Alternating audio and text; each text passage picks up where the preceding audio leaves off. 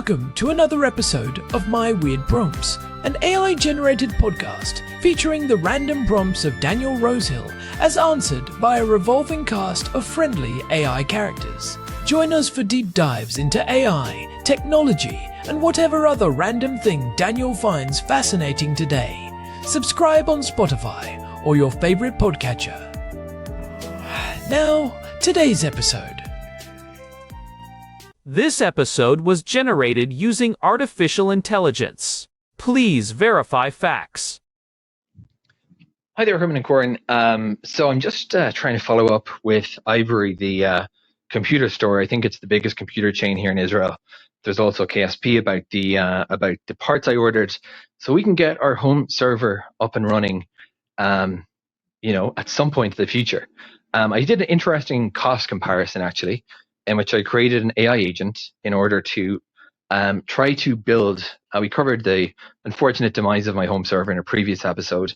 And I created an agent that would basically create the most efficient rebuild possible by using what I had and which wasn't deprecated and just buying the components that I needed. So to do this, I scraped basically the catalog of Ivory, the whole catalog, gave that to the AI agent and said, here's Ivory's catalog, here are all the prices, here are all the parts. Now my objective here was just to, was simply to get a build and get a price and then place the order. But in the process, I said, you know what, try to find the best parts for this, but I'm going to ask you for one more thing. Find the recommended retail price, the RRP of each of these components in the US, and then provide the Israeli price using today's exchange rate as a multiple. So for example, if it was 20% more in Israel, it would be 1.2. So I ended up unintentionally with a price comparison experiment. And what I found, to my disappointment, but not really my surprise, was that essentially the entire catalog, all of it, was more expensive than the US, but it varied by category. Believe it or not, the worst offender was RAM, and it calculated that RAM was 5 times more expensive than in the US. So comparing the same SKUs, the same products. And I was like, that can't be right. There's no way. So I asked it to recheck, and it was. Some of the differences were more like 3 times, but basically everything was more expensive. Now, here's the kicker about buying in Israel. We've talked about why Israelis are so keen on things like AliExpress, is that not only does everything seem to cost more here, and you can very easily, it's not exactly, you don't need detective skills to go onto Amazon and see how much what you can find at a local store is costing elsewhere and then run the currency converter. So it's very easy to see how much you're overpaying by, which is in one sense an advantage, but on the other, not so much, because you can't really, that the system remains. Customer service is the other thing that is so bad here. So I just got an automated response trying to say, hey guys, it's been 4 days. Where's my order? We don't have Newegg or that kind of stuff. And the Autobot says our customer service hours are 8 to 4. So it's currently 20 past 4, and therefore no one's going to answer. No one's going to answer my ticket. Now, this is kind of par for the course. I feel like more times than not, when I'm trying to get customer service in Israel, offices are closed. The customer service hours are bizarre, and often for things that sometimes it's even banks where you'd expect by law they'd have to have like 24/7 or at least more flexible customer service. And again, I can't imagine in the US that Newegg would be able to stay in business very long if they cut off their customer service at 4 o'clock in the afternoon every day. So Herman and Corin, my question really is, and I'm going back to maybe old rants about life in Israel. I enjoy living here for sure, but there's certain things about it that are just profoundly dysfunctional. And I've mentioned that while it ticks some people off, some people take the view that Israel is under such harsh international criticism, we shouldn't air our dirty laundry. But I really take the opposite view. If we just never talk about these issues, they will never change.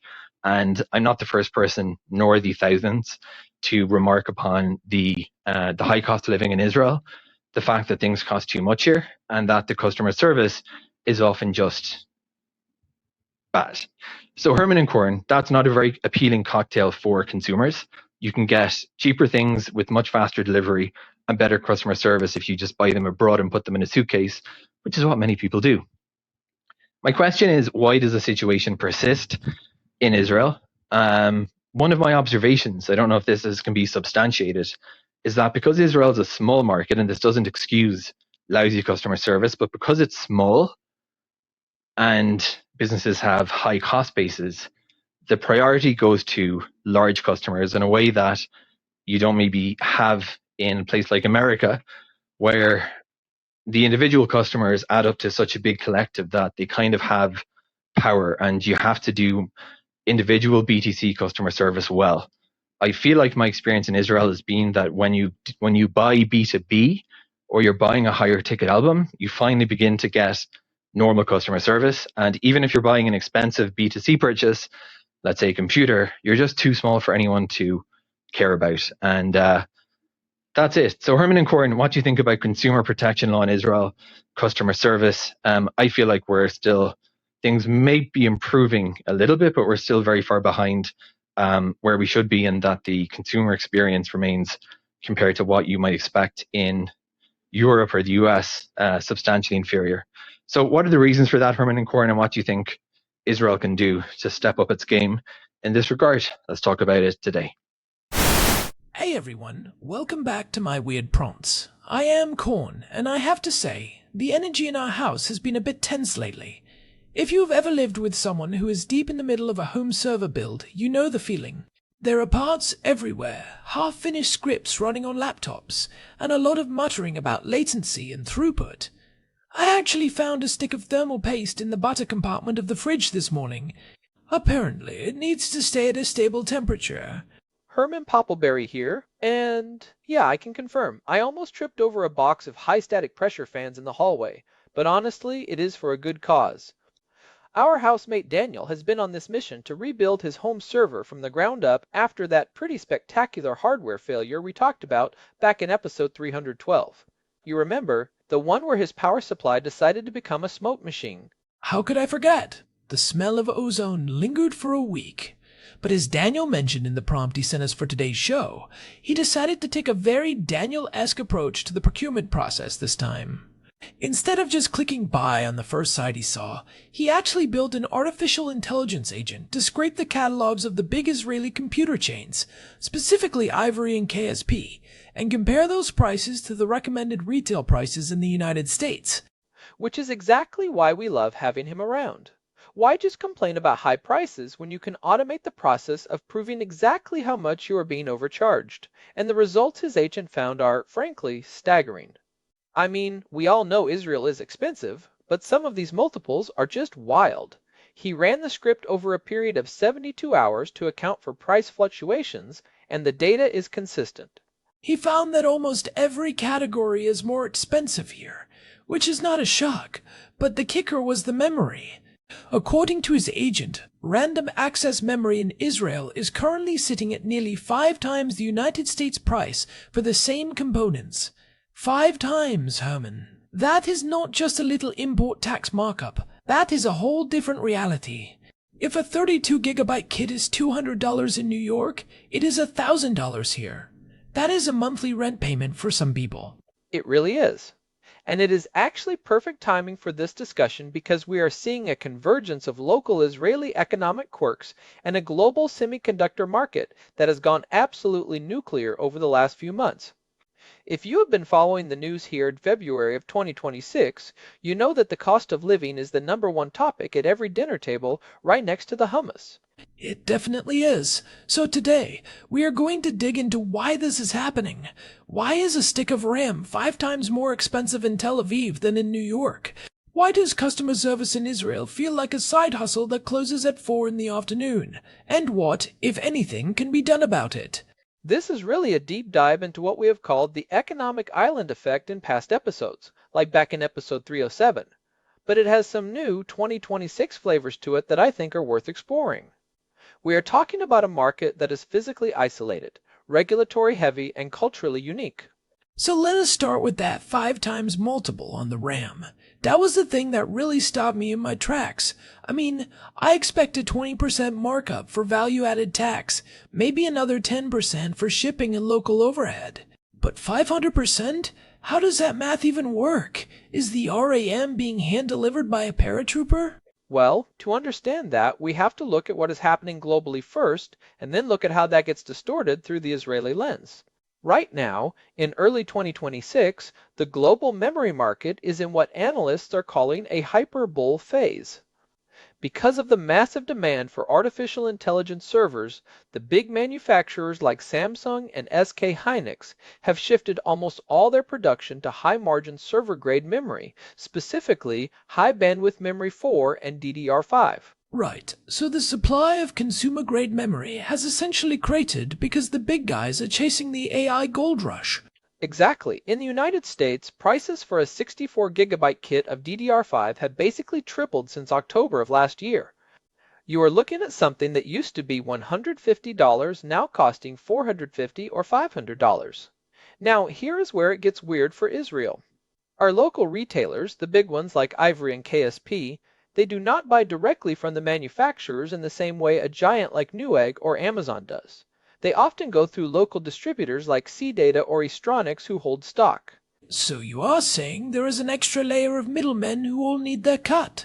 Not just a layer, but a layer that is often operating on very volatile inventory. If a distributor bought a huge shipment of RAM when prices were peaking, they are going to try to hold that price as long as possible. But the real issue is the monopoly power. In Israel, for many of these components, there is only 1 or 2 official importers who have the rights to bring in certain brands. If you want Corsair, you go through one guy. If you want Kingston, you go through another. I remember we talked about this in our logistics episode, number 2093. If you are the only guy allowed to bring in a specific brand, you can essentially set the price at whatever the market will bear, especially if you know that shipping individual sticks from the United States is a headache for the average consumer who might get hit with customs delays. Precisely. And when you add the fact that the Israeli shekel has been a bit volatile lately, these importers bake in a huge margin of safety. They are terrified of the exchange rate moving against them while the goods are on a boat, so they price it at a level that protects them from almost any currency swing. They are essentially charging the consumer for their own lack of hedging. But even then, 5 times? I was looking at some numbers earlier. If a kit is $500 in the United States because of the global shortage, 5 times that is $2,500. That is the price of a used car. It feels like we are being punished for living on this little economic island. Is there any justification for it at all? There is another factor most people do not realize. In Israel, the value-added tax, or VAT, just went up to 18% at the start of 2025, and there is talk in the 2026 budget of it hitting 19% soon. In the United States, the listed price usually does not include sales tax, which might be 0 to 10% depending on the state. So right off the bat, you have an 18% gap. Then you have the purchase tax on certain electronics. While pure computer parts are often exempt from customs duties, they are not exempt from the high costs of local standards testing. Oh, right. The Standards Institute of Israel. We have joked about them before, but they are a serious barrier to entry for smaller players. They are like the final boss of Israeli bureaucracy. They really are. Until very recently, if you wanted to bring in a new model of a motherboard or a power supply, it had to go through this incredibly rigorous and expensive local testing process to make sure it met Israeli standards for voltage and plug safety. Even if it already passed United States and European Union testing, that cost gets passed directly to the consumer. Now, there is a reform happening right now. The government is trying to move toward a what is good for Europe is good for Israel model, but the implementation has been slow. I heard about that reform. It was supposed to allow any product sold in the European Union to be sold here without extra testing. Why has it not fixed the prices yet? Because the big importers are fighting it tooth and nail. They claim it will lead to unsafe products, but really they are protecting their turf. And even when the law allows it, the logistics are still hard. You still need a Hebrew manual, you still need a local warranty provider, and you still need to deal with the Israeli Postal Service, which is a whole other episode. So the big retailers like Ivory and KSP basically have a captured market. If you need a part today because your server died, you cannot wait 3 weeks for an international shipment to clear customs. You have to go to them. And that brings us to the second part of Daniel's prompt, which is the customer service experience. Herman, why is it so bad? Oh boy, this is where it gets personal. Daniel mentioned that he was trying to follow up on an order and he got an automated response saying their customer service hours are 8 in the morning to 4 in the afternoon.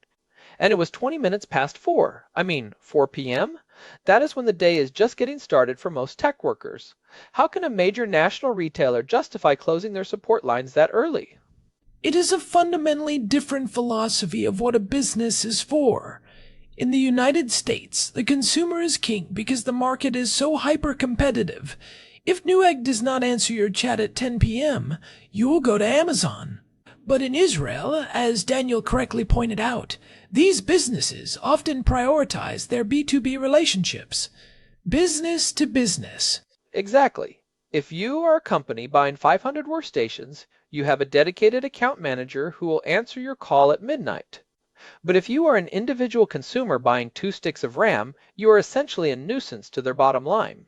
The margins on individual consumer sales are lower, and the support overhead is higher. So they truncate the hours to save on labor costs. They know you probably do not have many other places to go. It also feels like there is a cultural element here. There is this concept in Israel of being a freier or a sucker.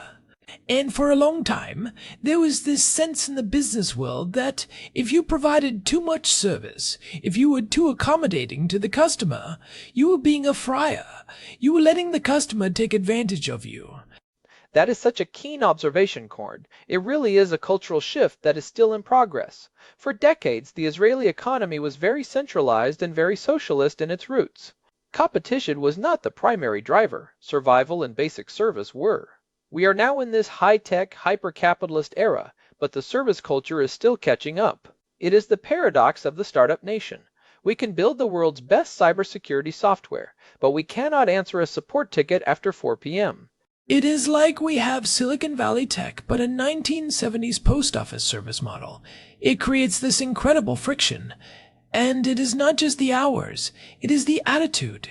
If you go into a store with a defective part, the default assumption often feels like they are trying to prove you broke it, rather than trying to help you fix it. You feel like you are on trial just for asking for a refund. Right? The burden of proof is on the consumer. Which leads us to the question of consumer protection laws. Israel actually has some pretty decent laws on paper. For example, the Consumer Protection Law allows you to return many items within 14 days for a refund, even if you just changed your mind. But there are huge exceptions for electronics that have been opened or connected to power. Which is basically every computer part. You cannot know if a motherboard works until you open it and plug it in. So the law is essentially useless for PC builders. Pretty much. Once you break that seal, your legal right to a simple return often evaporates. You are then at the mercy of the warranty process, which, as many of our listeners know, can involve sending a part away for weeks while they test it in some lab in central Israel. And if they decide it was a power surge or user error, you are out of luck. In the States, you can drop a motherboard back at a physical store or a locker and have a refund in your account before you even get home. Why can we not have that here? Well, some of it is starting to change. Just this year, in early 2026, there has been a new draft bill from the Ministry of Justice. They are trying to mandate that foreign businesses that specifically target Israeli consumers, like by having a Hebrew website or showing prices in shekels, have to comply with Israeli consumer protection laws. It sounds like a good thing, right? It is a double-edged sword. While it sounds like it protects us, it might actually have the opposite effect. If it becomes too legally burdensome for a giant like Amazon or Newegg to sell here, they might just stop shipping certain categories to Israel altogether, or they will raise their prices to cover the legal risk. We want the protection, but we do not want to lose the access to the global market that keeps the local players honest. That is the classic Israeli paradox. We want to be part of the global village, but we want to keep our local gatekeepers. The real solution to the high prices and the bad service is not more regulation on the foreign players. It is more competition for the local ones. When Amazon started offering free shipping to Israel on orders over a certain amount a few years ago, it was a massive wake-up call for the local retailers. I remember that. Prices for SSDs and small peripherals actually dropped for a while because everyone was just buying them from the United States. But for big, heavy, or sensitive components like power supplies or high-end graphics cards, the shipping and the import hassle still keep people tethered to Ivory and KSP, and that is why RAM being 5 times more expensive is so egregious. RAM is tiny. It is the easiest thing in the world to ship in a padded envelope. There is no excuse for that kind of markup other than a lack of awareness from the consumer or a temporary supply squeeze that the local shops are exploiting. So what can Daniel do? And what can Israel do as a country to improve this? If I'm building a server today, am I just stuck being a freier? For Daniel, the answer is usually patience and automation. If he can wait for a deal on an international site and deal with the potential warranty headache later, he can save literally hundreds of dollars. But for the country, it is about breaking these distribution monopolies. We need to make it easier for parallel importers to bring in goods without jumping through 1,000 hoops at the Standards Institute. We need to fully implement the "what is good for Europe is good for Israel" reform and actually enforce it. We also need to talk about the B2B focus. If these stores want to survive in a world where everyone can just order from a global warehouse, they have to find a way to add value. Maybe that is not just selling the part, but offering better local support, or build services that are actually reliable. They need to realize that the individual consumer is not just a nuisance. I agree, but it requires a mindset shift. They have to stop seeing the individual consumer as a sucker and start seeing them as the future of their business. As more people work from home and build their own infrastructure, like Daniel is doing, the line between a professional and a hobbyist is blurring. The guy building a home server today might be the chief technology officer of a startup tomorrow. If you treat him like a freier today, he is not going to sign $1 million contract with you next year. That is a great point. It is about long-term relationship building versus short-term margin grabbing. And frankly, the current model in Israel feels very short-term. It is about how much can we get for this stick of RAM right now, because we have it in stock, and the other guy does not. It is also worth mentioning that the government has a role in the logistics side. We have talked before about the port delays and the bureaucracy at customs. If a package sits in a warehouse at the airport for 10 days, that is a cost. That is a cost in labor, in storage, and in the time value of the money tied up in that inventory. If we want lower prices, we need a faster border. So, looking forward, do you think it gets better? We are here in February 2026. The economy is trying to find its footing again after a few very difficult years. Is there a path to a better consumer experience, or are we destined to always pay the tech tax? I think it will be driven by technology. As AI agents like the one Daniel built become more common, it will be impossible for local stores to hide their markups. When every consumer can see in real time that they are being charged 500% more, the pressure to change becomes overwhelming. Transparency is the ultimate enemy of the monopoly. I love that. The same technology that is driving up the price of RAM by creating all this demand is also the tool that will eventually force the prices down by creating perfect market transparency. It is the ultimate irony of the 2026 hardware market. It really is. And as for the customer service, that might be the harder nut to crack. That requires a cultural change. It requires businesses to realize that their competition is not just the store down the street, but a warehouse in Ohio that has 24/7 support and a no-questions-asked return policy.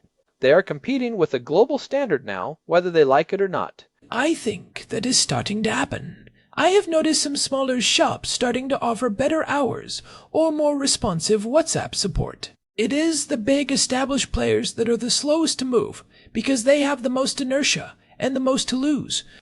They will adapt, or they will be relegated to just being the place you go when you absolutely, positively need a cable right this second and cannot wait for a drone to drop it off, which, to be fair, is still a role. But it is not a growth strategy for a national retail chain. Definitely not. So, for all our listeners out there who are struggling with the Israeli tech tax, just know you are not alone. And if you have built your own tools to track these things, we want to hear about them. Send us your data, your scripts, and your customer service horror stories. Data is the best disinfectant for bad market practices. And maybe if enough of us start using these AI agents, the retailers will realize they cannot hide behind 4 p.m. closing times anymore. Well said, Herman Puppleberry. And on that note, I think we've covered a lot of ground today, from the global memory shortage to the cultural roots of Israeli customer service and the future of import reforms. It is a complex web, but it all comes back to that one basic idea. Being a consumer in a small, isolated market is a challenge that requires a lot of savvy and a little bit of automation. Stay smart, stay automated, and do not be a freier. Before we wrap up, I want to say a huge thank you to Daniel for sending in this prompt. It clearly hit a nerve for both of us. And hey, if you are enjoying these deep dives into the weird and wonderful world of tech and life in Israel, we would really appreciate it if you could leave us a review on your favorite podcast app. It really helps the show grow and helps other people find us. It genuinely does make a difference. And remember, you can find all our past episodes, including the ones we referenced today, at our website, myweirdprompts.com. We have a search bar there so you can find anything from our early episodes to the latest ones on AI and logistics. We are also on Spotify, so make sure to follow us there to get new episodes as soon as they drop. Thanks for listening, and we will catch you in the next one. Until next time, stay curious and keep those servers running, even if the RAM cost you a small fortune. This has been My Weird Prompts. Bye, everyone. Goodbye. This episode was generated using Gemini Flash 3. Text-to-speech engine was Chatterbox Turbo. Thanks for listening to another episode of My Weird Prompts, an AI-generated podcast featuring Daniel Rosehill's AI prompts, as answered by a revolving cast of friendly AI characters including me, Cornelius the Sloth. Subscribe on Spotify or visit myweirdprompts.com.